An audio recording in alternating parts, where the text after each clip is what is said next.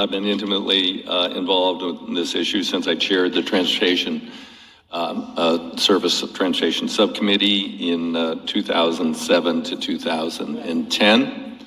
Held numerous hearings on this, was very critical of FMCSA, their criteria, particularly the no-fault criteria if your truck is parked. They have dithered for now more than a decade. The problem is they have accumulated some data. It's incomplete. It has created problems for brokers.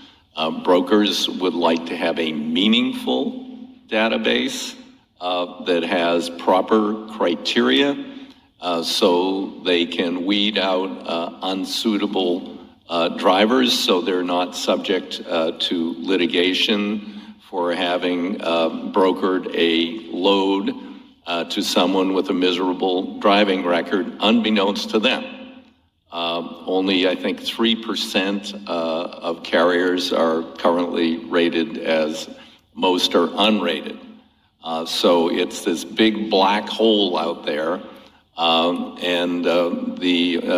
There's two solutions proposed. We fix this crappy system, get it up and running and use proper criteria, or we go through what would be probably a very long and contentious battle over waiving any liability for brokers, no matter who they chose to carry a load.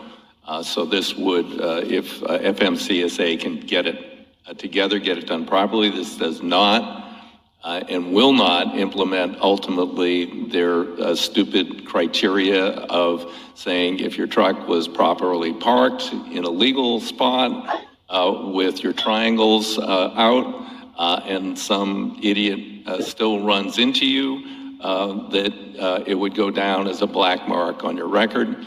What we need is a system that makes sense. There are a few bad drivers out there. We want to locate them.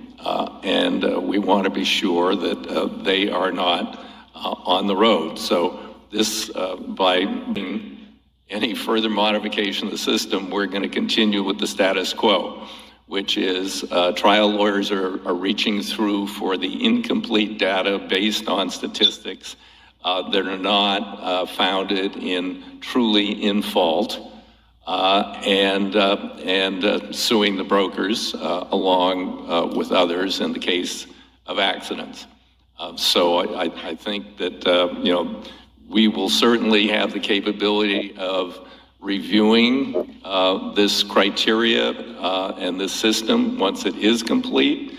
And if it still includes tallying, which I am assured it won't, drivers who were totally not at fault with a properly parked truck, then and other instances, then I would urge the committee to to vitiate the program and get them to do it right. But they tell me that they are developing it. They are going to use reasonable and sensible criteria. They're trying to improve reporting by the states so that they have more criteria to input into the system.